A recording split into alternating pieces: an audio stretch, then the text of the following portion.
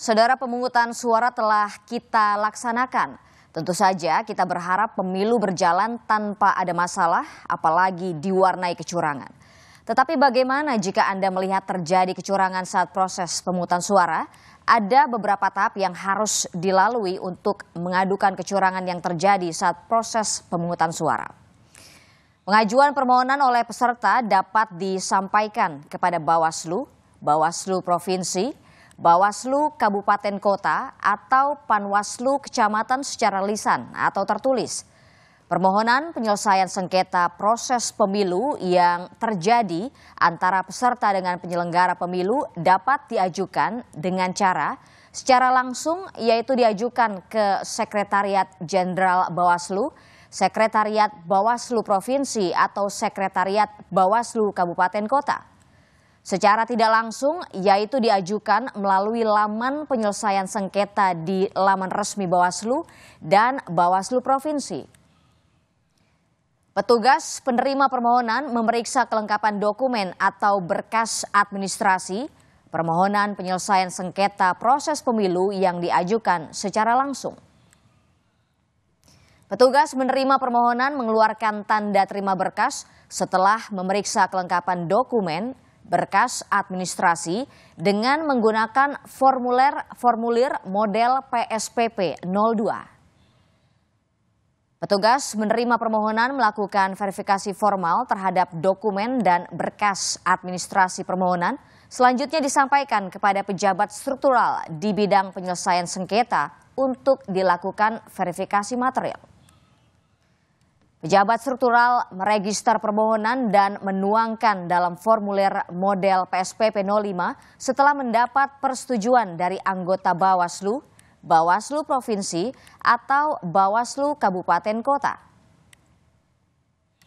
Dalam hal dokumen berkas administrasi permohonan belum lengkap, petugas penerima permohonan memberitahukan permohonan belum lengkap kepada pemohon pada hari yang sama. Pemohon wajib melengkapi dokumen berkas administrasi permohonan dalam jangka waktu paling lama 3 hari kerja sejak pemberitahuan diterima pemohon. Apabila dalam jangka waktu pemohon tidak melengkapi atau dokumen berkas administrasi permohonan belum lengkap, pejabat struktural menyampaikan surat pemberitahuan tidak dapat diregister dengan menggunakan formulir model PSPP 07 setelah mendapatkan persetujuan dari anggota Bawaslu, Bawaslu Provinsi, atau Bawaslu Kabupaten Kota. Apabila dokumen atau berkas administrasi permohonan dinyatakan lengkap, pejabat struktural meregister permohonan yang dituangkan dalam formulir model PSPP 05 setelah mendapatkan persetujuan dari anggota Bawaslu, Bawaslu Provinsi, atau Bawaslu Kabupaten Kota. Putusan Bawaslu, Bawaslu Provinsi, atau Bawaslu Kabupaten Kota mengenai penyelesaian sengketa proses pemilu dibacakan secara terbuka dan dapat dihadiri oleh pemohon, termohon, dan pihak terakhir.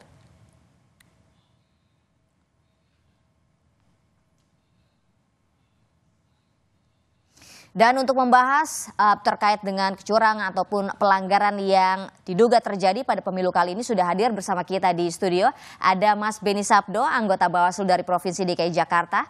Selamat pagi Mas Beni. Selamat pagi. Terima kasih sudah bergabung di laporan khusus pemilu 2024 kali ini. Mas Beni, kita langsung saja pada pertanyaan pertama. Tadi kan di dalam grafis sudah dijelaskan bahwa ketika kita terendus lah ya sejumlah pelanggaran atau kecurangan yang mungkin terjadi pada proses penyelenggaraan pemilu itu bisa dilaporkan secara langsung atau tidak langsung. Berarti ada harus laporan dari masyarakat atau Bawaslu bisa langsung menindak atau menemukan pelanggaran tersebut, Mas Beni? Ya, dalam konteks penanganan pelanggaran pemilu ada 2 pintu masuk. Pertama itu pintu temuan, artinya pengawas pemilu bisa menjadikan pelanggaran itu sebagai temuan. Yang kedua, itu bisa melalui pintu laporan. Artinya masyarakat boleh melaporkan kepada Bawaslu. Kalau misalkan masyarakat tidak sempat, karena kalau laporan itu kan sifatnya resmi, harus datang ke kantor, mengisi form, harus ada saksinya, dan didukung dengan bukti-bukti yang relevan gitu ya. Nah, biasanya itu kan merepotkan gitu ya. Tapi kami di Bawaslu DKI Jakarta juga punya WA Center ya. Artinya masyarakat bisa berpartisipasi melaporkan melalui WhatsApp dan nanti akan kami tindak lanjuti. Berarti dengan cara melaporkan via WhatsApp itu adalah langkah yang paling mudah yang bisa dilakukan oleh masyarakat ketika mencurigai adanya pelanggaran yang terjadi, Mas Beni? Ya, betul sekali. Artinya kami memudahkan masyarakat karena kami punya semboyan kan bersama rakyat awasi pemilu, bersama Bawaslu tegakkan keadilan pemilu. Maka semboyan ini bukan menjadi tanpa makna itu ya. Artinya kami mempermudah. Artinya masyarakat bisa berpartisipasi dengan memberikan informasi awal melalui WhatsApp center kami. Dan beberapa waktu masa tenang memang juga masuk ya, artinya tentang dugaan pelanggaran politik uang misalnya, dan kami juga tindak lanjuti. Misalkan di Jakarta Barat, ya di daerah Tambora itu ada salah satu caleg DPR RI membagi-bagikan uang melalui forum RT RW misalkan. Gitu ya. Nah itu kami juga datang ke sana untuk melakukan penelusuran, pengecekan. Oke, tapi balik lagi ke WhatsApp tadi Mas, itu kan adalah langkah yang paling bisa secara mudah begitu ya dilakukan oleh masyarakat. Tapi sistemnya itu seperti apa? Apakah ada semacam petugas yang standby langsung di handphone atau bot begitu sistemnya, robot yang membalasnya? Oh tidak, kami ada yang petugas khusus ya yang memegang WA Center itu. Artinya dan di dalam WA Center kami juga istilahnya ada ya. Istilahnya itu langsung connect kepada kami. Artinya itu informasi yang masuk ke situ pasti akan kami baca. Sehingga kami juga akan membuat meresponnya secara cepat itu ya. Karena memang dalam urusan penanganan pelanggaran pemilu itu kan durasinya pendek.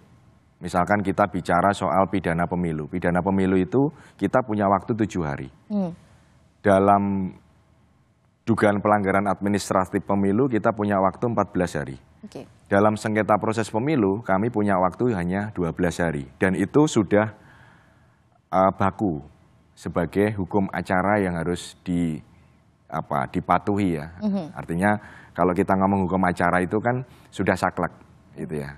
Limitasi waktunya sudah tidak bisa diotak-atik gitu ya. Nah, seperti itu. Oke, Mas, kalau kita bicara soal pelanggaran kan terbagi dua ya, pelanggaran yang menjurus kepada pidana dan juga administrasi. Sejauh ini dari dua pelanggaran ini, jenis pelanggaran ini yang sudah masuk apa saja ke Bawaslu DKI Jakarta? Yang pidana pemilu itu kami ada perkara pembagian minyak goreng. Itu ditangani oleh Bawaslu Jakarta Timur. Sudah masuk tahap pra penuntutan. Artinya sebentar lagi sudah masuk persidangan itu ya. Lalu yang pelanggaran administratif pemilu yang sekarang lagi disidangkan di Bawaslu Republik Indonesia, kebetulan Bawaslu DKI menjadi penemu ya, karena kasusnya di Taipei yang pengiriman surat suara lebih awal. Nah itu Bawaslu DKI sudah bersidang 3 kali ya, pembacaan temuan, lalu pembuktian, kesimpulan, dan nanti jam 3 sore itu pembacaan putusan. Ya. Kasus yang di Taipei itu kasus posisinya adalah surat suara dikirim lebih awal. Mestinya akan dikirimkan di bulan Januari 2024. Nah, KPU itu PPLN ya di Taipei mengirimkan di bulan Desember 2023. Itu kan menyalahi tata cara dan mekanisme prosedur tidak sesuai dengan PKPU 25/2023. Kita akan lanjutkan lagi, Mas Beni. Kita akan jeda terlebih dulu. Tetaplah bersama kami di Laporan Khusus.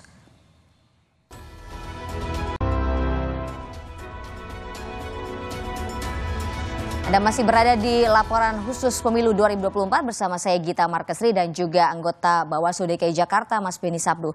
Mas Beni, kita lanjutkan tadi masih soal pemungutan suara di Taipei ya, di luar negeri. Saya membaca dari beberapa media bahwa dari pihak KPU sebagai terlapor itu memberikan statement atau pernyataan bahwa memang mereka mengirimkan surat suara ya Mas ya terlebih dulu, tetapi yang salah adalah proses pendistribusiannya. Nah itu tanggapan dari Bawaslu DKI Jakarta sebagai pelapor seperti apa Mas? Ya KPU dalam konteks pengiriman suara mestinya harus tunduk pada peraturan yang dibuat sendiri. Nah, dalam PKPU yang dibuat oleh KPU itu kan surat suara di luar negeri lewat metode pos itu harus baru bisa dikirimkan di tanggal 2 sampai 11 Januari 2024. Sedangkan kasus di Taipei itu dikirimkan tanggal 18 dan 25 Desember 2023. Nah, artinya secara mekanisme, tata cara dan prosedur itu kan tidak sesuai dengan regulasi yang dibuat oleh KPU sendiri. Nah, selain itu KPU juga menyatakan bahwa surat suara yang sudah dikirimkan itu sebagai surat suara rusak. Padahal definisi surat suara rusak yang dibuat sendiri oleh KPU melalui keputusan KPU itu kan surat suara yang misalkan sobek atau sudah tercoblos atau misalkan tercoret-coret, basah dan seterusnya. Artinya dalam konteks ini KPU kan tidak menjalankan aturan gitu ya. Nah, maka kami sebagai pengawas tentu punya fungsi ya dalam hal ini fungsi penindakan itu mengajukan kasus di Taipei itu sebagai dugaan pelanggaran administratif pemilu kepada Bawaslu Republik Indonesia. Kalau KPU diduga melakukan pelanggaran administrasi, ini kan putusannya nanti jam 15 sore ya? Betul. Mas Benny, apa sanksi yang akan didapat oleh KPU ketika terbukti melakukan pelanggaran administrasi? Kalau sanksi kita tunggu nanti pas sidang putusan. Karena yang memberikan sanksi tentu kan Bawaslu Republik Indonesia. Kami sebagai pelapor itu kan tidak dalam kapasitas atau kewenangan memutuskan memberikan sanksi. Ya.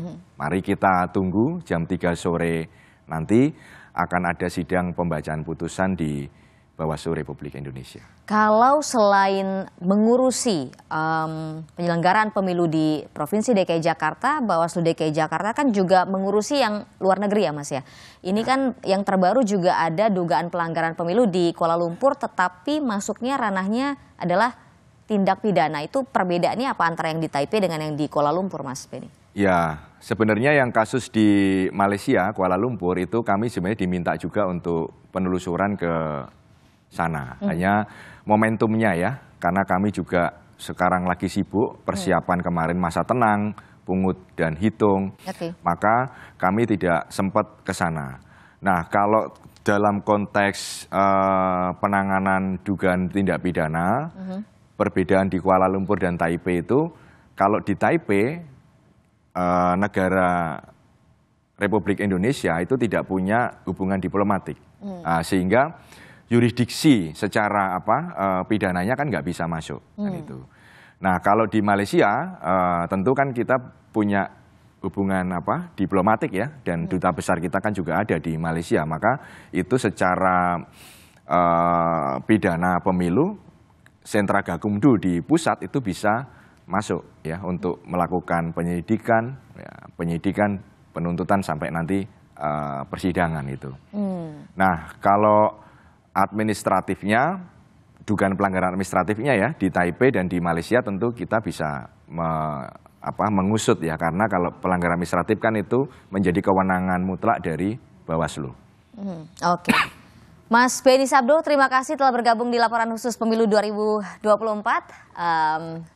Selamat beristirahat karena tadi sejak pagi, dan ini akan kembali lagi ke kantor ya Mas Benny? Betul, kami belum tidur dari kemarin. Terima kasih banyak Mas Benny. Sama-sama.